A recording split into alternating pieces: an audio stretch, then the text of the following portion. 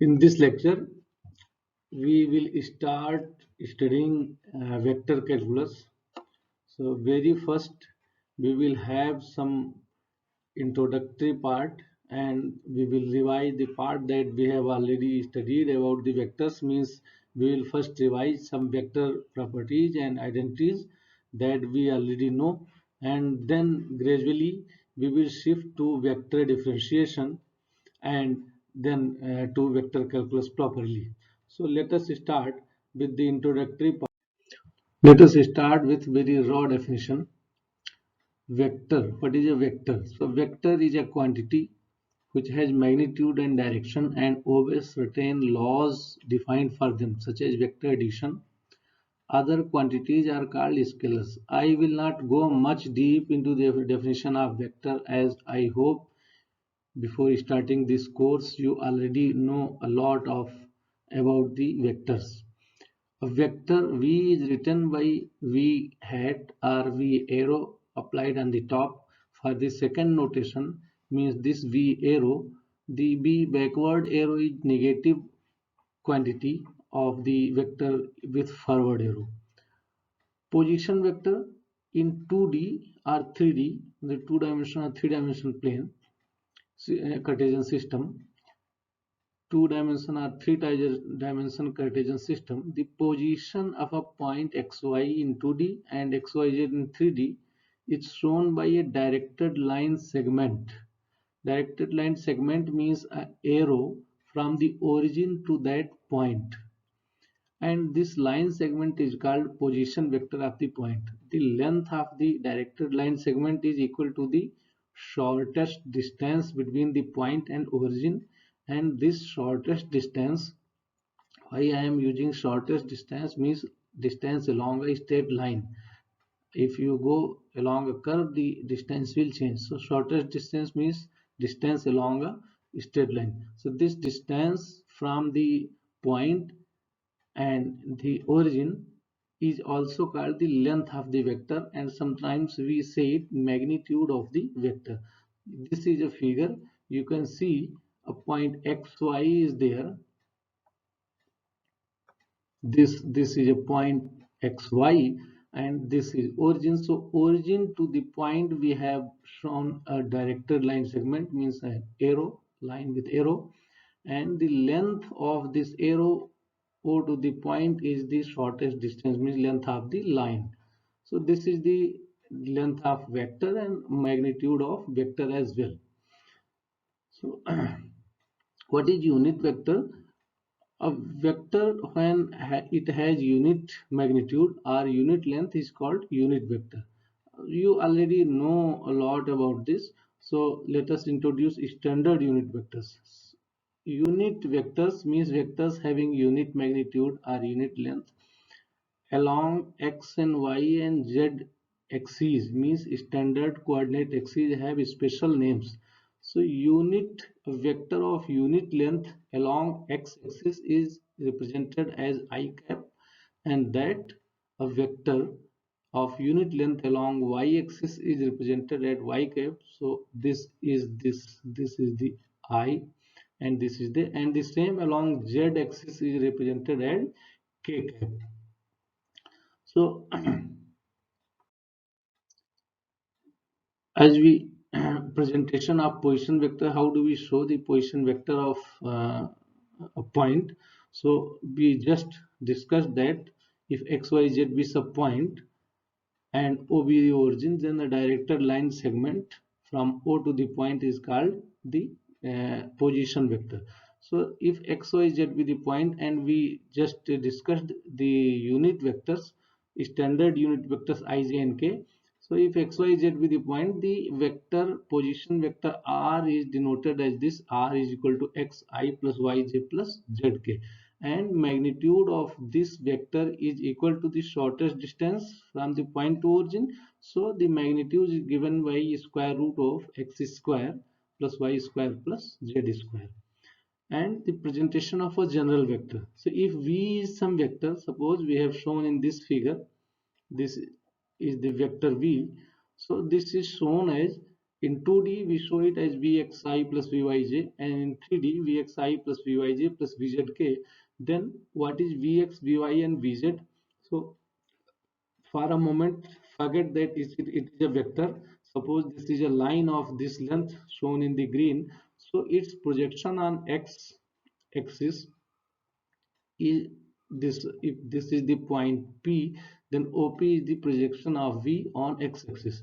So V cos theta is length of V along x-axis, means projection of V along x-axis.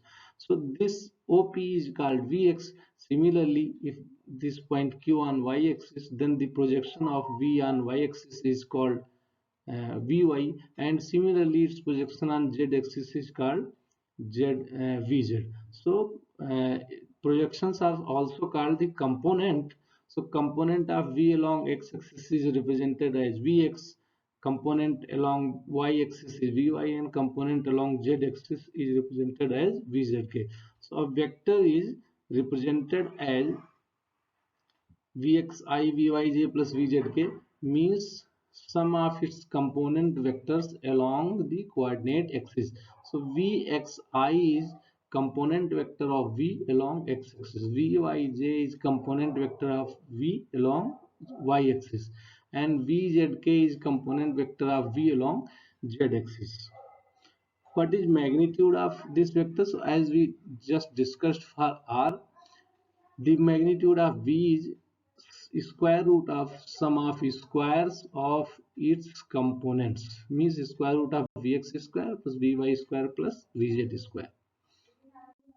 Then product of vectors comes. So already you have studied these things. So there are two type of products: dot product and cross product. So because this is just the revision, so I am not going to deep with any point. So A dot B is represented as AB cos theta, where A is magnitude of A vector, B is magnitude of B vector, and dot product is commutative, means A dot V is B dot A, and theta is the acute angle between the vectors A and B. Then comes cross product. Vector cross product of vectors A and B is given as AB sine theta, and AB are just the magnitudes as we discussed, and theta is the angle, acute angle between them. Eta cap is some unit vector, and this unit vector is perpendicular to both A and B. Then there are some conventions that I hope already you know, so just revise it. I dot I, product of dot product of unit vectors, same unit vectors. I dot I, J dot J, K dot K are all 1. I cross I, J cross J, K cross K are 0. Then I dot J, J dot K, K dot I is equal to 0. And this is just because I and J are perpendicular, so angle between them is 90 degree, means pi by 2. So I dot J means magnitude of I, magnitude of J into cos theta, so cos pi by 2 is equal to 0, and similar explanation holds for everything here. And you can see here, suppose we have a vector capital V, so its component along x direction, x-axis is shown as Vx. So in general Cartesian coordinate we show it as V cos theta, and you can see that V dot I is also V cos theta. It is actually this V dot I is magnitude of V into magnitude of I is 1 into cos theta. So it is V cos theta. Similarly, this V sin theta means V dot J along y axis. So therefore, if A is equal to A1I plus A2J plus A3K, and B is equal to B1I, B2J, B3K are some vectors, then the dot product, according to the rule here I have just revised. So according to this rule, a dot product and accord you will you have to include these also: I dot A, J dot K, I dot J, J dot K, these all. So according to this rule, we have A dot V is equal to A1 B1 plus A2 B2 plus A3 B3.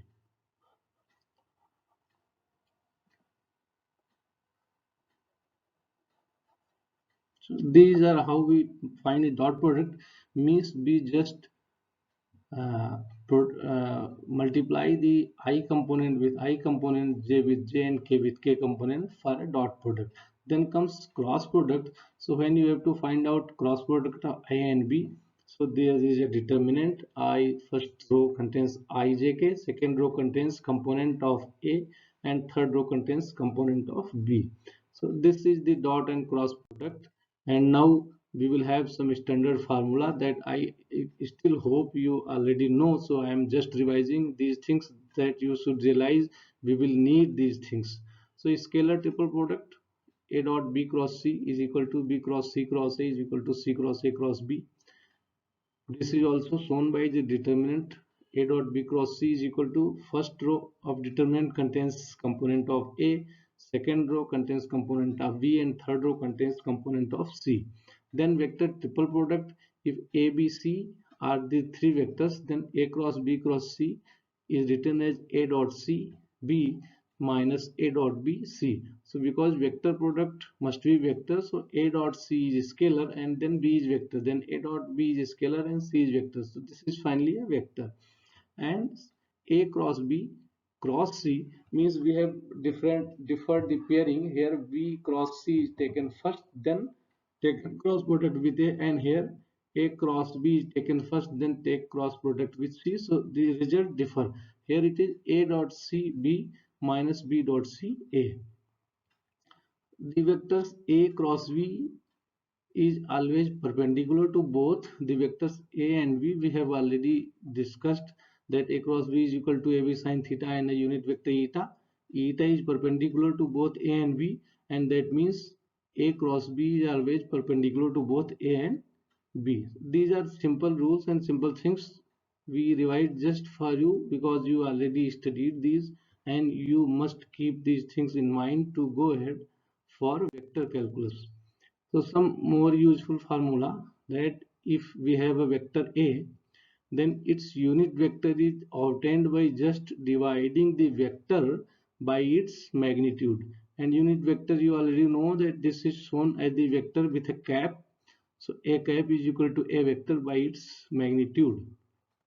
Then projection of a vector V in the direction of a vector A is given by V dot A. We already discussed through a figure that if this is a vector V, so its projection, and this is theta. So if V is the length of the vector V, if V is the length of the vector V, then its projection here is V cos theta. And if this is the unit vector, if this is the vector A, so unit vector along this direction must be A cap.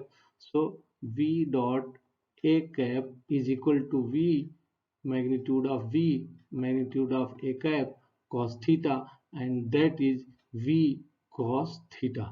So V cos theta, the component is equal to V dot A cap. So we have just defined it. The projection of a vector V along a vector A is taken as vector V dot unit vector in the direction that we want. So this is how we calculate projection, and remember that projection is also called component. So you can also say component of a vector V along a vector A is equal to V dot unit vector A. So I have already drawn this figure for you. So this is more clear than that I have drawn manually. So vector parallel to a line, this is another formula. If x plus minus alpha by A is equal to I plus minus beta by B is equal to Z plus minus gamma by C is a line. So ignore this 4, this is just mistyping. So if this is a line, a vector parallel to this line is just given by AI plus BJ plus CK, means the denominators matters and plus minus alpha plus minus beta plus minus gamma does not matter. So these are very useful formula, and you should remember that we will require these frequently. Then now we start with our core syllabus. What is a vector function? So a function Vxyz is called a vector function if it represents a vector at each point x, y, z in space. Space means if you have two-dimensional system xy, then it is space. If you have three-dimensional system xyz, then it is space. If you have xyt or something else, then that is space. Xy in time. So this is the space. So space is generally here referred to 2D or 3D space. So thus ft is equal to cos ti plus sin tj plus tk is a vector function, and I have drawn it for you. If vector function is taken as cos ti plus sin tj plus tk, so if you vary t from 0 to something, this is the image that you obtain for the vector function. This is vector function. You already know how to draw cos t and how to draw sin t, and t is simply a straight line, but combination of these as a vector draws this figure, and this is very interesting. So this is vector function because for every value of t, this ft represents a vector. For example, if you take t is equal to 0, if you take t is equal to 0, then f0 is equal to I cos 0 is 1, so I, and sin 0 is 0, t, and t is already 0, so this is equal to I. This is a unit vector. So this is how we represent a vector function, and that we defined here. Now we take derivative of a function, and except the vector function, every other function is called scalar function. So derivative of a function, suppose ft be a vector valued function that was just we discussed. If for some small change delta t in t, means let we change t to t plus delta t, means we create a change in t, then f dash must be f dash will also be changed. If you change t, then there will be a corresponding change in f. So let for delta t change in t, the corresponding change in ft be delta f. Then what is relative change? Relative change is f, means change of f with respect to t. So this is denoted as delta f by delta t. If we take limit as delta t is equal to 0, and this limit exists, means limit delta t tends to 0 del f by del t. If this limit exists, and this, there is a typing, again a typing mistake, so ignore this vector in t. This is simply t. T is not a vector. T is a scalar quantity here.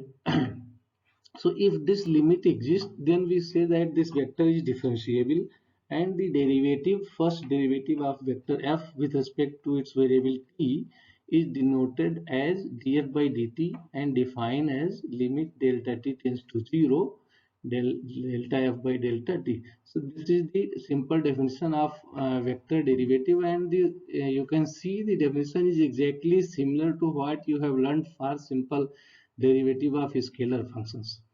So this is not much different. Just to say that it is vector, this is a vector derivative. And now, if f is equal to, f is denoted by components fxi plus fyj plus fzk, and we consider df by dt means derivative of f, then exactly we differentiate the components function. If the components function are differentiable, keep remember, if the components function of a vector are differentiable, then the vector is differentiable, because here we difference ijk are unit vectors, and these will not be differentiated. But constant differentiation of constant is 0. So if the component functions of a vector are differentiable, then the vector is differentiable. So remember it. And then what is tangent vector? So with this definition that we already discussed, tangent function can be found, but I have used a figure to show you. So let this is a surface. Suppose we have a surface and curved surface, and it has a point. Let this point be p, and let there be another neighboring point q. If the position vector of p be represented by r, and that with q is represented, that for q is represented of r plus delta r, then the vector pq is delta r vector.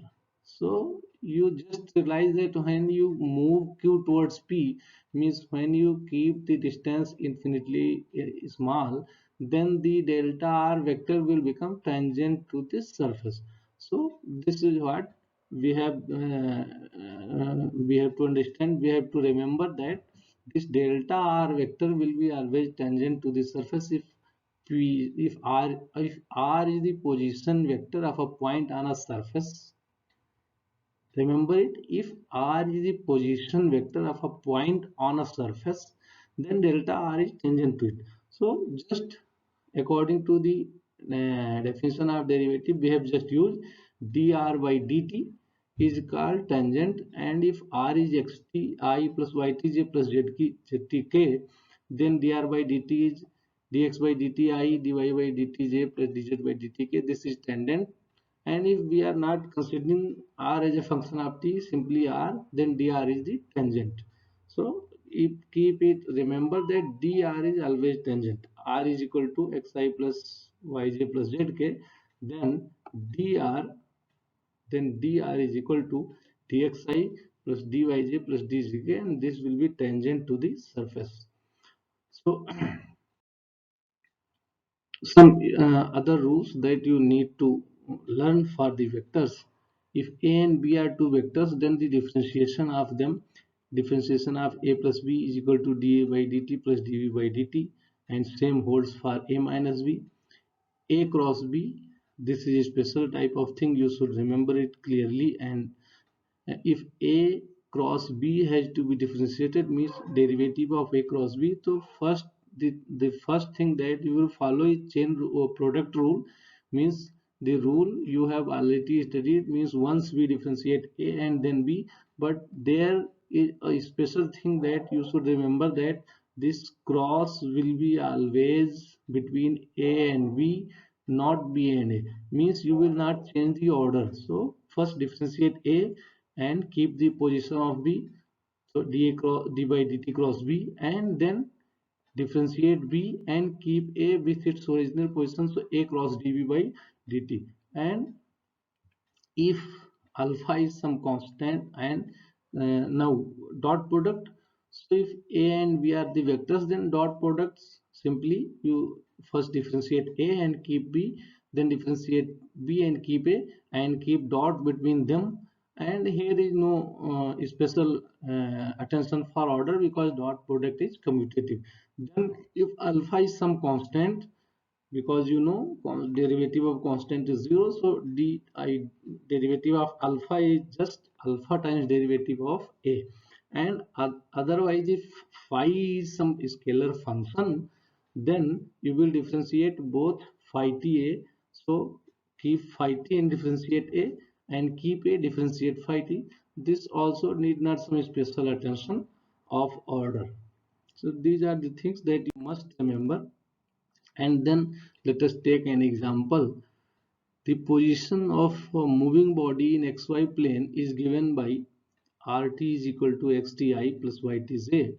If xt is given by t to the power 4 by 10 and yt is t cube minus 1, find the velocity at which the body is traveling. So this one redundant thing is there, this of find the velocity at which the body is traveling. Also find the speed at t is equal to 10 seconds if t represents time seconds and xt yt are measured in meters. So very easy. If r is the distance, then dr by dt must be velocity, but the rt is a vector quantity. So the vector velocity is a vector, so velocity must be dr by dt, and that is dx by dti plus dy by dtj. We just discussed this differentiation few minutes ago. So you can differentiate dx by dt and dy by dt and then find v. So this is the expression for b. And now if you put t is equal to 10, you will find the velocity at t is equal to 10. So this is the velocity at t is equal to 10. And because you need to find the speed, so speed will be its magnitude of the velocity, so take its magnitude, and magnitude will be this 500. So you have required time, speed at the time t is equal to 10 is 500 meters per second. And take another example. So find the tangent and unit tangent vectors to the curve this rt is equal to 2 sin ti plus 2 cot z plus tk. So we just discussed few minutes ago before the first example that tangent, if rt is the position vector, then tangent to the surface is given by dr by dt. So this t is equal to dr by dt, so this is dx by dti plus dy by dtj plus dz by dtk, and you can differentiate these components to sin t, and sin t gives the derivative cos t gives derivative minus sin t, so t gives derivative 1. So this is the unit this is a tangent vector, and if you have to find the unit tangent vector, just find its magnitude and divide. So magnitude of this is magnitude of this t is 4 cos square t plus 4 sin square t plus 1, and this equals 3. Then if you divide the vector, this vector with its magnitude means 3, then you will get the unit tangent vector. So this is unit tangent vector. And question also says this, find the component of ft is equal to this in the direction of r, so at t is equal to d. So just we few minutes ago we also discussed that component of f along a vector a is given by f dot a cap. So component of f along the vector r will be given by uh, along the direction vector r will be given by f dot r cap. So I think this is again there is a typing mistake, so let me correct it. In the direction of t, this should be direction of t, so we have calculated the result in direction of t. So we what should we find? Component of f along direction of t, and that will become f into f dot unit tangent vector t, f dot unit tangent vector c. So we have already find unit tangent vector and f it is given, so take f dot t and this will become 1 by 3 2 plus t. But the restriction is you have to find the component at t is equal to 10, so just put the value of t. So it will be 2 plus 10 by 3, so we can calculate it as component as 4. So 2 plus 10 by 3 is equal to 4. So another very important formula that you must remember and keep at hand is that if r is equal to xi plus yj plus zk, then we have just discussed that r square is equal to x square plus y square plus z square. Suppose we differentiate this partially r, suppose we partially differentiate r with respect to x, then differentiate this equation with respect to x, partial differentiation will take place. So you will get 2r del r by del x is equal to 2x. Similarly, if you differentiate with respect to y, 2r del r by del y is equal to 2y, and if you differentiate partially with respect to z, you get 2r del r by del z is equal to 2z. So what you get? Del r by del x is equal to x by r, del r by del y is equal to y by r, and del r by del z is equal to z by r. So this is a very important tool that we will need again and again during the vector calculus. So keep it at your hand.